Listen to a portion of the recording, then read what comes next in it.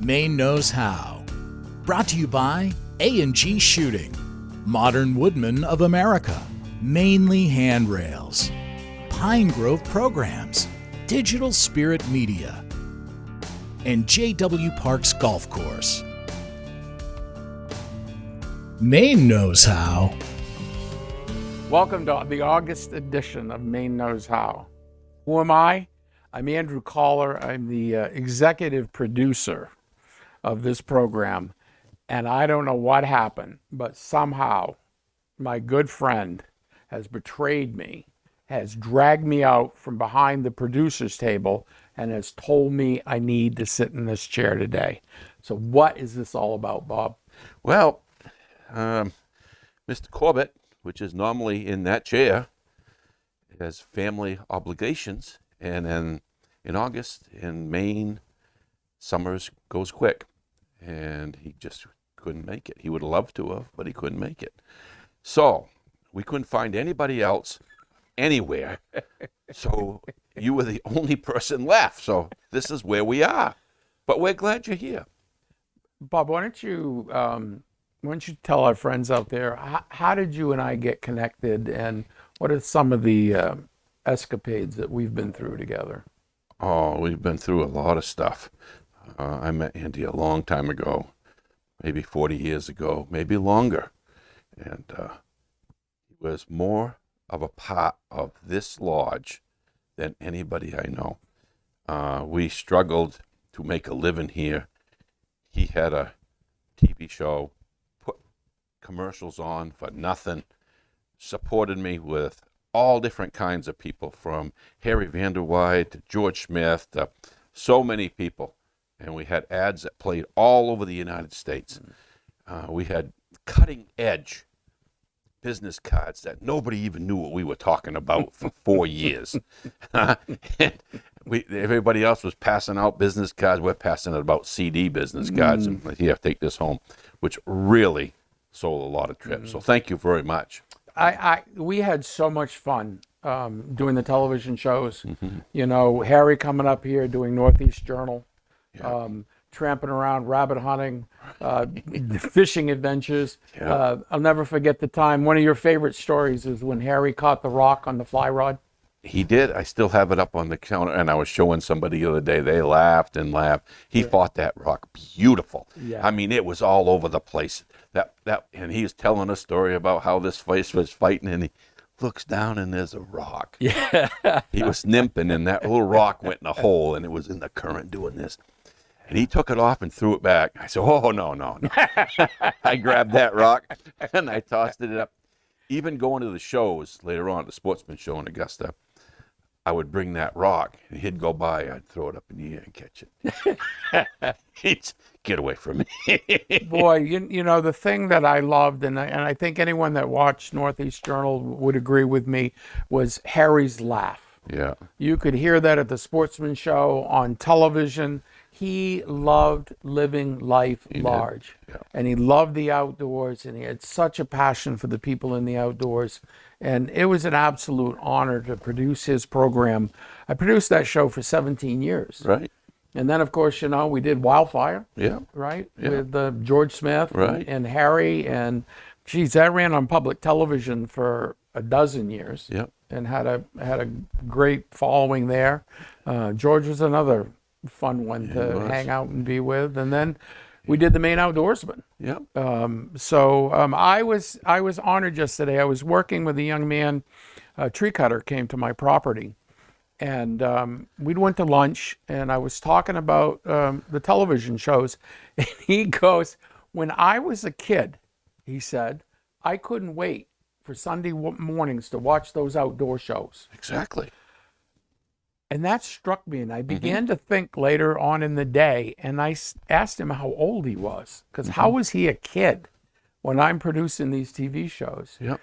I did the math, and I texted him back, and I said, do you realize I'm only 12,000 days older than you are? That's all? So to think that we made programming that long ago, and long before everybody had these iPhone cameras and GoPros Oh, yeah. and all of these little teeny cameras.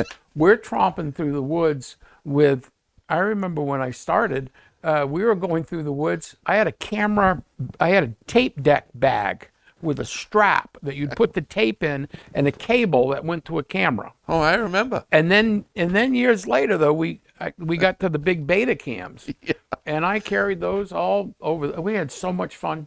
You were on snowshoes, carrying that while we're rabbit hunting. We had so much fun. Oh, boy. So much fun, and it's really been an honor and a blessing to know you, Bob, Yeah, it's been and to fun. work with you.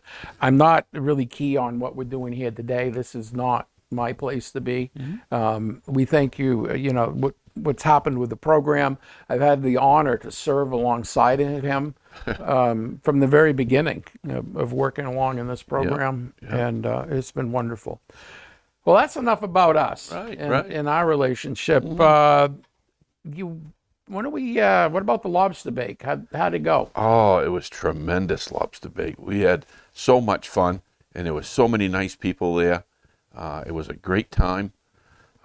We just can't thank the Hawks Nest, Hawks Lobster Pound Hawks Lobster Pound and Restaurant in for- Hopswell. in Hopswell.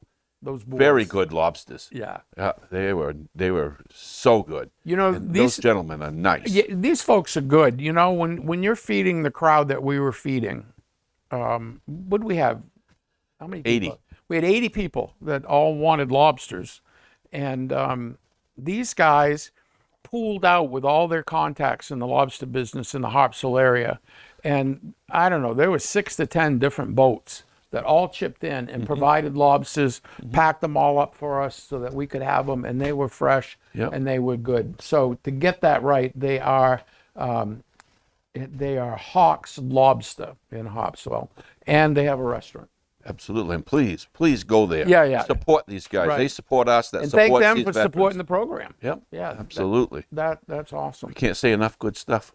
And man, I love my lobsters. You know, Tim does it that old-fashioned way with Yeah. the hole in the ground and get the coals and put in the seaweed and put the lobsters in and then put on the canvas and boy. Potatoes and the onions. Who made that blueberry cake? Oh, that's Tim's wife. Oh, Laura Makes made that that.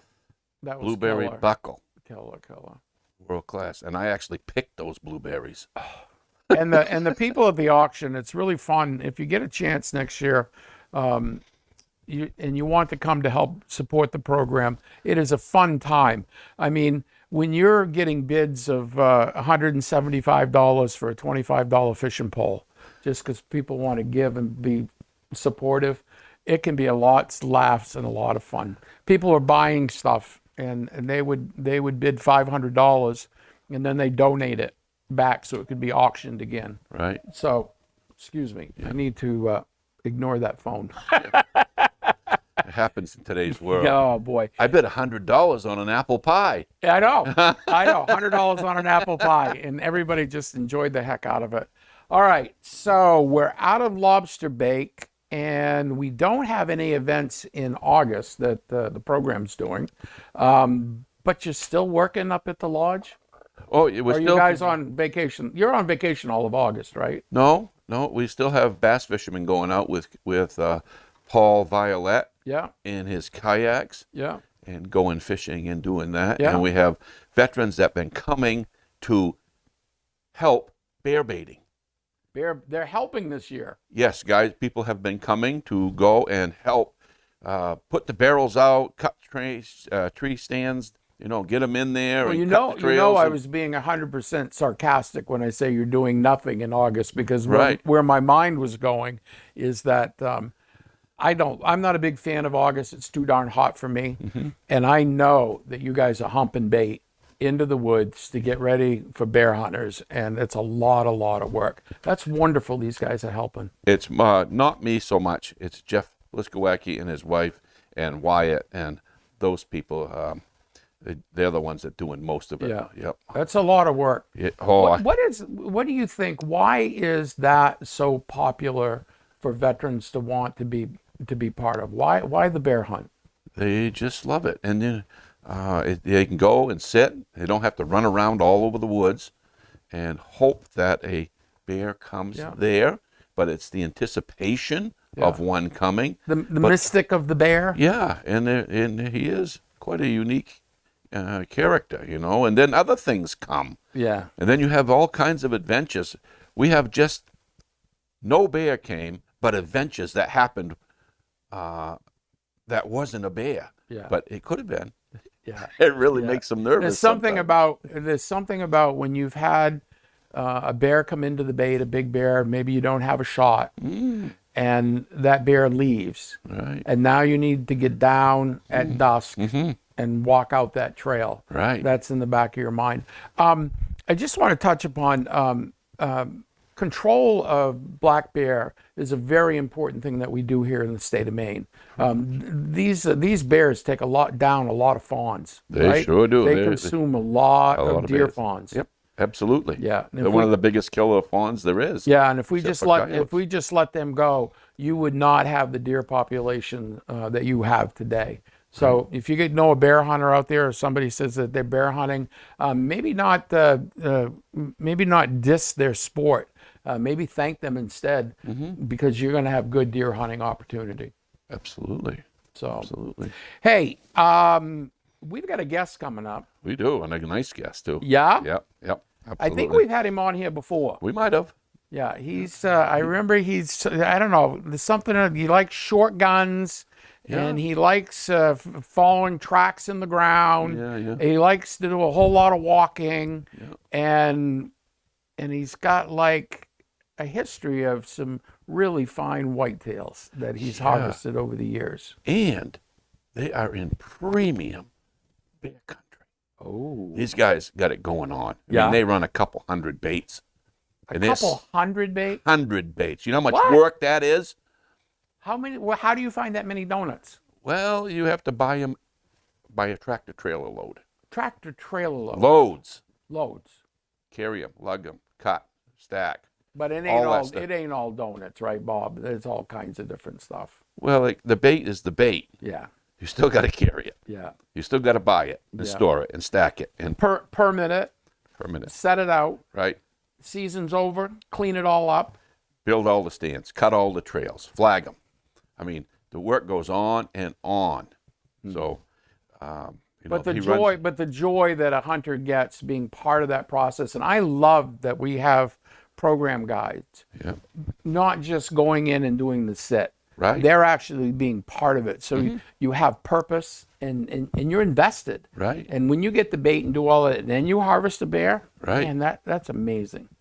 And, you know, this gentleman's been taking bear hunters for us, for Pine Grove programs, for years. And a lot of guys have came and hunted with them under the program heading. But it's such a, I can't even tell you how much we appreciate that. Them hunts are thousands of dollars. And to give up that spot, that means like you're giving you thousands of dollars every year. So like who is this mystery guy that we're talking about? Well, his name is Randy Flannery. Yeah. He's Wilderness Escape Outfitters in Danforth. New guy, just got his guy. No, he's been doing it for a lifetime. A lifetime. A lifetime. Yeah. That means that and some he didn't start yesterday, and he didn't start 10 years ago. He started when he was that big, and his grandfathers took him. Boy, his fathers took him. I've heard some of those grandfather stories, and they're amazing. Yeah. And national publications like Field and Stream have noticed this man's talent and knowledge of the outdoors, and has taken him on as a staff member, and is touring him all over the country, doing seminars and talks and stuff. Yeah. And it's really an honor. I mean, he's on the way to a show right now. Right. And he's driven 3 hours out of the way so that he could come here and be part of this today. So when we get back, folks, we are going to hang out with Randy Flannery. A heartfelt thank you to Hawk's Lobster in Harpswell, Maine, for their generous contribution to this year's Lobster Bake fundraiser benefiting Pine Grove programs. Your support is greatly appreciated. I encourage everyone to support those who back Pine Grove programs. Make sure to stop by Hawk's Lobster in Harpswell, Maine. Once more, thank you guys. We'd like to thank our sponsors, because without them, we can't do this. It just costs so much money to put this all on. And all those people know what we do, and they help us so much. Nobody here gets paid. Every penny that we take in all goes to the program. This year, we just got a new sponsor, True Enterprises, which is a solar company, and they install it, maintain it, and if anybody's out there that has a camp, would like to have power to it, they will take care of it, put it up, and maintain it forever. So if that's something you're interested in, it's a really good deal. I've been to a couple of their places that had them, and they're watching the ball game. I mean, they have the lights, they have. Well, you know, in today's society, Bob, because we're going so fast, and whether you like it or not, you know, it's nice to go and get away and not be away. But nowadays, you know, with kids and businesses that you're running, how wonderful it is to be able to spend a week up at camp, Right. to be able to fish in the morning or hunt or in the evenings, and still be able to take a break from 11 to 1 or 2 and to be able to do some business. Right. And get on the internet, Yep. get some phone calls in, and you can't do that without power. Nope. And you can't jerry-rig it together yourself, because if you did, it's probably not going to work very long. Exactly. These guys back up Yep. what they put together, Absolutely. and they design it all. They designed it all. And they don't care if you're on top of Katahdin or where you are. Where you are, yep. You own it, they'll come in and they'll do it. Yep, absolutely. What's the name of those guys again? True Enterprises. Look them up, get in contact, tell them you want to talk to Harry. He owns the place. Awesome. And, he's the cat's meow. Perfect. Randy, Yes, welcome sir. to the show. Thank you, sir. We're so glad that you came up here again. Busy schedule. You are on the run all the time. All the time. You know, it's just part of it. You know, sometimes you spread yourself a little too thin, but, you know, I've always told my kids, God will help you move a mountain. You better bring a shovel. He ain't going to do it for you. Amen. Like, what's going on in your life in the next 4 weeks? Well, I'm buying a couple camps, having them delivered because I'm sick of building myself. You know, I got 4 guides running in 4 different directions every day, baiting bears, and or working on bear bait sites, which we, by the way, because we lease so much land and because we have so many baits, we start in the woods at the beginning of June. So we're working, you know, the guides are working June, July, and of course August before the hunters ever get there. So it's and at the same time we have fishermen coming in that I have some of my guides guiding them as well, or plus we got to deal with rental boats and all that stuff and family vacations, and we fish a dozen lakes, 5 rivers, so it's always busy from mid-May to mid-December. We are out straight. And you're still on the road, even though you're not on the road officially right now. I mean, you get calls still from people year round to come and do seminars. Is that right? I could literally do seminars every weekend all year long. Is that fun? Do you enjoy doing that? I do to some degree. Sometimes it's too much. That's why I have gotten to the point where I try to only do seminars from January to the end of April. It's because I gotta run my business the rest of the year, you know. So You're so in the people business. I mean, what We what you and Bob do, no question. you are in the people business, and And it's not like they're coming and buying a widget from you, right? And you charge them and they leave. Yep. You have to be all up in their business. I mean, you get to know them personally, emotionally, all of their needs, all of that stuff, and you can't pick who's coming through that door. And you need to find a way to generate quickly a relationship with them that is good. Exactly. And not only that, if you don't know how to read people, and I was taught how to read people, but if you don't know how to read people, boy, it can be difficult. Getting to fit, so you line the right guide up with the right person. Yeah. That's an art. That's an absolute art. You got to know how to read people. Yeah. And you never know who's going to show up. You never know.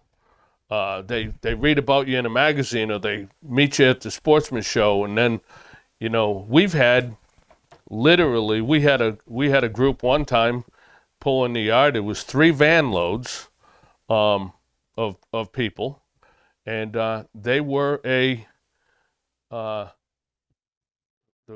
girl's name was Deborah Morgan, who was a Christian singer, and she just came back from a world tour, and they were so strung out, not strung out, but tired and needed a vacation. She said to her assistant, "We need to escape to the wilderness somewhere." They went on wilderness. They found Wilderness Escape, booked it. We had no idea. They pull in the yard. Both my kids knew who she was.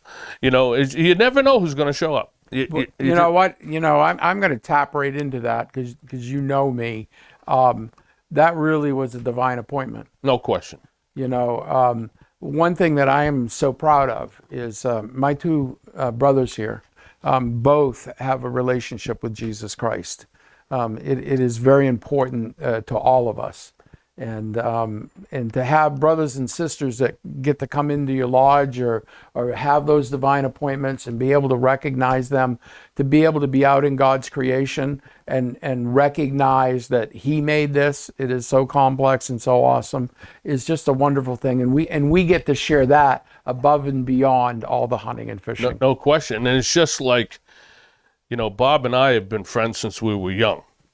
And I meet you through him, and it's all God. Yeah. It's very cool. It's all God. Very cool. Yeah. Hey, I wrestled you guys together in the same room because I love to hear your stories. I mean, you guys have seen and done so much. So I want to start by, Randy, can you tell me one of your favorite bear stories? I know you got hundreds of them, and it's hard to say which one's the best, but you got a bear story? Yeah, I got lots of bear stories. I will tell you this much. Last year is one of the highlights of my 40-year guiding career. Through Pine Grove programs, we try to take a few hunters every year for every season, and we had a wounded warrior, 2 wounded warriors and their dad come up, and one was a double amputee here, and Heath, Bob's son, guided him, and this kid, God bless him, I mean, he'd climb up the stairs faster than I can.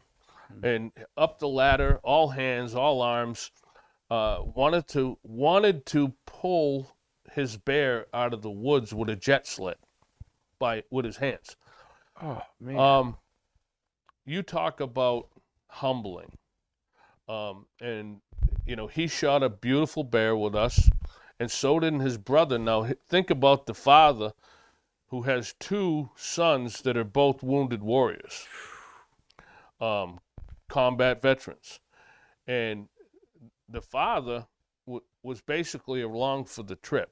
He wanted to take his kids and to see the father when they both killed bears and good bears, and to see the father and the tears running down all 3 of their faces, You can't put a price on that. Yeah, that's amazing. You can't, you know, and people, you know, people say, well, thank you so much for giving these 3 guys these hunts. Yeah.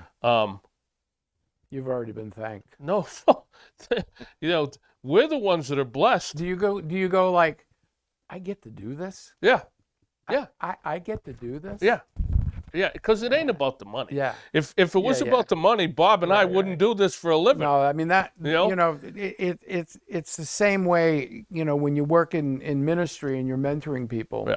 and you get to see lives and souls change. Oh yeah, That's what we're doing with Pine Grove programs. absolutely. We're changing people's lives back to the good. And what's that worth? Well, you can't put a price on it, and I got to tell you something else. Besides, Bob and I have been calling each other brother since we were young, and people look at him and look at me and they say, "How's that possible?" But you know, You're both ugly. No question. You're both ugly. No question. But we know, and we've known since we were young, that if he needs me, I'm coming. Yep. And you know the same thing. Yep. Because we're coming. Yep. And if I need him, he's coming That's it. without question. That's it. You know, and That's what you do. and that's what you do. And one of the and I want to tell you this, one of the greatest honors of my life has been being blessed and allowed to be part of Pine Grove programs. Oh, we appreciate you. And Sharon, who's the brains and the brawn of our operation, people say all the time, "Boy, you got such a beautiful place." I say, "Yeah, well, my wife does. She just lets me live here." Yeah, But Sharon also out back in the dog kennel. Yeah, exactly. If I'm lucky, or under a canoe. But Sharon is so on board with whatever we can do with Pine Grove programs. What about you, Bob? You got a bear story? Bear story. Yeah. We're gonna go back and forth. All right. All right. I see your bear story, and I'll raise you one. All right. I have a bear story. All right. All right. This guy's name was Jimmy. And he hunted with me for a few years. Never shot a bear. Three times. Never shot a bear. I said, "Jimmy, what are you doing? What's going on?" "What do you mean?" I says, "Jim, you can't put all that aftershave on. You can't." And he was from the city, New York. And he get in the truck, and I said, "I smell Old Spice." "What the hell?" I said, "Who's wearing Old Spice?" "Nothing. Pins, needles, see nothing." So I put him in a bait. And every day he said, "One coming, Bob." "He did?" "Yeah, he was right over there. I could hear him walking." I said, "Really? You sit still?" "Yep." Didn't come out. It got dark. Walked out backwards. I was worried to turn my back. Thinking he'd be down the road. Because we have a place down the road where we can pick him up like 200 yards from the bait, so you're not stopping right in front of the bait. And the first thing they do is say, "Did you see anything?" I mean, that travels all over the place. Anyway. Well, this went on for 4 days. Every day he heard something. He was close. He's getting close. I said, "Wow, Jim." So Friday, we sit not too far from there so we can hear if they shoot. We can find the bear while it's light, not dark. Right. Nothing. So we went to pick him up. I said, "Well, I got to get the other guys first. I'll get Jim last." So when I get to the fourth guy, he says, "Somebody's shooting up there." And I said, "Now? It's dark out." "Yeah, right now." "Uh-oh, that ain't good." Drive up there, and there's a big pile of brush on the end of the road. Jimmy's on the top of the brush pile. drive up. I said, Jim, what are you doing up there? He goes, it's unbelievable, Bob. I said, did you shoot? Yes, 4 times. I said, well, what the heck did you shoot at? Friggin' moose, he says. They're surrounding me. Oh, no. Cow moose walked out with a calf and then a bull. He goes, and they're walking right by this pile. I said, you didn't shoot them. No, I shot in the air, he says. I said, well, what'd the moose do? Nothing. he didn't leave until you drove up. He wouldn't go no more. He said, I'm all done with this. You couldn't even dream that story. No. Huh? You couldn't even dream He that was story. petrified of this damn moose. Oh. He says, he's black like the night. I could hear his hooves walking in the road. Well, I got a bear story. I'm, as a cameraman doing television shows back in the 90s, without all this high-tech gear that the people have today to use, how it would work out is you would go in on a bear hunt, and Harry would go up in a tree stand, and I would have another tree stand about 25 yards from him. Mm-hmm. And we were going into a hunt one evening, and it was fall, and you know how the temperature rolls off in the evening time. I mean, it can drop 20, 25 degrees. And it'd been nice and hot during that day, and we got ready to go on the hunt, and Harry was like headed in with his t-shirt on. And I says, look, Harry, you need to bring a jacket with you. It's going to get cold in there. No, I'm good. Boy, it's hot today. I said, okay. So I figured out a way to communicate with him. It's good if your cameraman and your sport can communicate together. Oftentimes I would sit in a tree stand above them, filming down on them. And I'm talking a camera that weighs 25 pounds.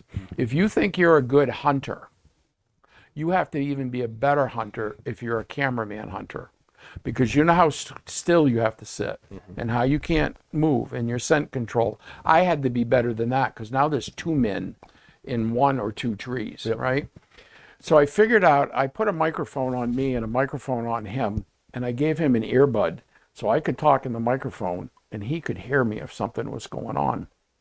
So we're sitting there and it's quiet, and then all of a sudden, this about a 230, 40-pound bear comes out, and it had a damaged leg. It probably had gotten caught in a trap or fell in a boulder or something like that, and was hurt, but it was a big bear. And I've got it beautifully on video. And that bear comes out, and Harry's hunting with a bow.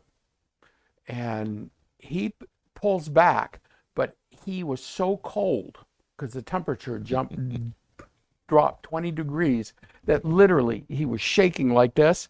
And I've got they're beautiful. I mean, it's the beautiful shot you want for television. And he releases and he shoots right over the top of the bear. So I'm in his microphone yelling at him. What the heck are you doing? I had that. That was so beautiful. I'm really whispering because we're going to stay and hunt. And I'm scolding him like crazy. And I was so disappointed that he didn't listen to me and put the proper clothing on. All right, things calm back down. 20 minutes later, we hear crash, snap, growl, crash, snap. And I'm 20 feet up in the tree, and we looked over to the right, and the tops of the trees were swaying back and forth. There was a bear fight going on in the woods, 40 yards from us. When the fight was over, another 250-pound bear came to that bait, and Harry was able to compose himself that he perfect clean kill on that bear. But you know, how often do you get to see something like that? First you see a 230-pound bear, and then you have a bear fight in the woods, and then you have another big bear come back in. So that's my story. How about a moose story? Anybody got a moose story? Randy has a moose story.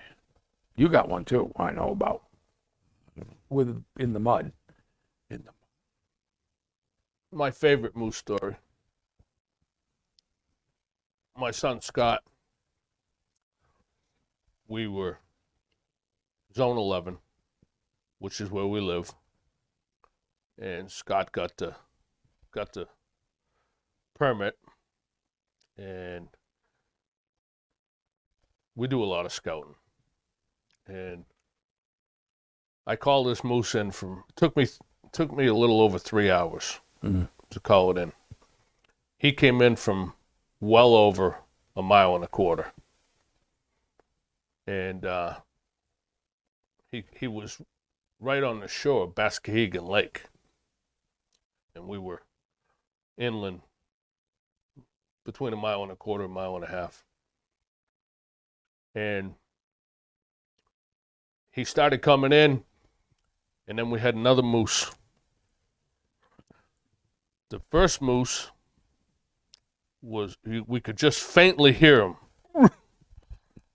And then nothing for a long time. And then we heard another, we thought it was the same moose, like he swung around, coming this way. Well, the moose that Scott ended up killing never made a peep. A lot of times the big ones will come in silent.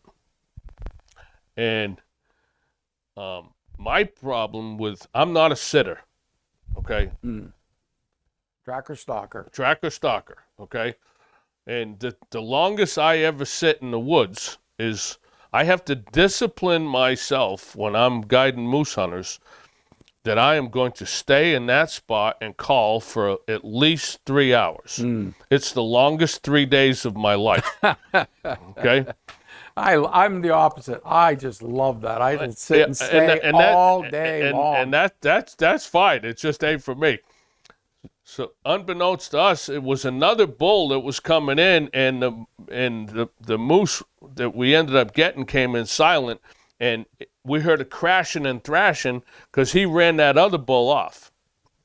And then we heard nothing for a long time. And I kept on calling, a sequence of calls, all cow calls. But then we heard something behind us, branches breaking. He ran that bull off, swung around us, and then he was heading. He was behind us, and we could hear him going kind of like on an angle. Well, Scott kind of belly crawled on the side of the road. It was just a grassy twitch road because he wanted to get to a spot where he could see down the grassy road a little bit. This is a road that you didn't want to drive in on. And sure enough, because he did, he ended up killing that bull. And he was 56.5 inches wide, 888 dressed. And we have it mounted in the lodge. It was a great father-son moment. And I like turkey hunting. Any animal that will talk back to you, that will respond, whether it's duck calls or deer calls, or talking to the turkey or talking to the moose, that interactive is just such a rush. Yeah, and I've guided elk hunters. Yeah, out same west, deal. Yeah.